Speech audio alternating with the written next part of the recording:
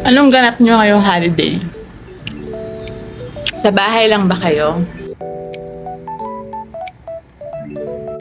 Nandito na nga yung aking malambing na pusa. Ganyan talaga yung ginagawa niya kapag nakita niya na nagising na ako. Yayakap, maglalambing.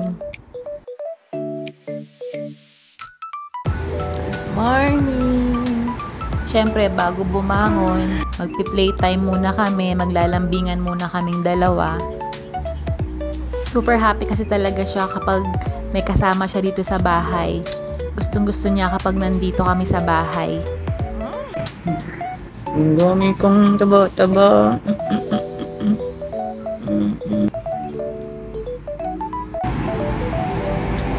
Good morning mga beshi. Bumangon na nga tayo at kukuha tayo ng itlog at gagawa tayo ng scrambled egg. Luluto tayo ng scrambled egg. Papalaman ko siya sa tinapay. And then coffee with fresh milk. Yun ang ating breakfast for the day.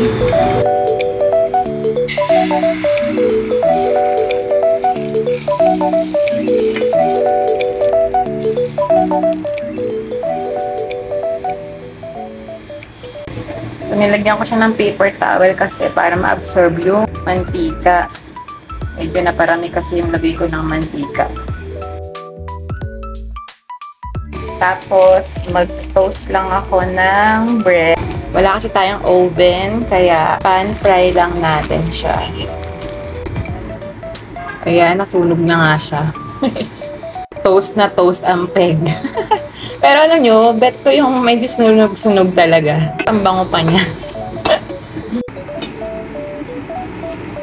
Alright, perfect. Timpla na nga tayo ng coffee. Lagyan na natin ng fresh milk.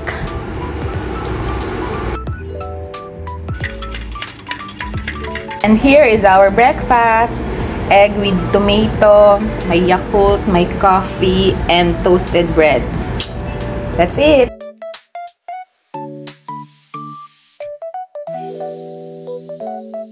Tara nga mga beshi, kumain na tayo.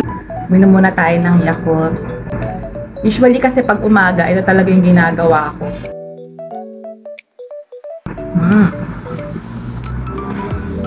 Sarap!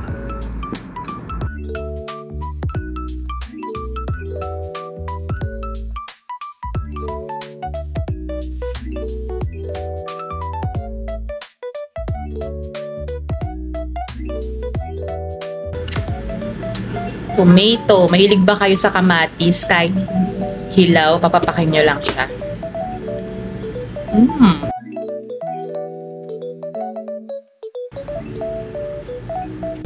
Anong ganap nyo ngayong holiday? Sa bahay lang ba kayo? Ako pag sinipag, mamaya may ganap ako. Charet. Sanay ba kayong kumain mag-isa? Kasi ako, sanay akong kumain mag-isa. Okay lang kahit wala akong kasabay. Yan, magana pa rin akong kumain. Lalo na kapag pinrepare ko talagang mabuti yung pagkain. Kasi di ba yung iba, kapag halimbawa mag-isa lang sila, tinatamad na sila kumain. Cup noodles na lang, ganun, mga instant meal, ganyan. So dapat, matuto tayong kumain mag-isa. Independent, ganyan. Kailangan, enjoyin mo rin yung mga ginagawa mo kahit mag-isa ka lang. Parang tawag doon, me time, ganon. Kumain kayong mabuti mga beshi. See you later!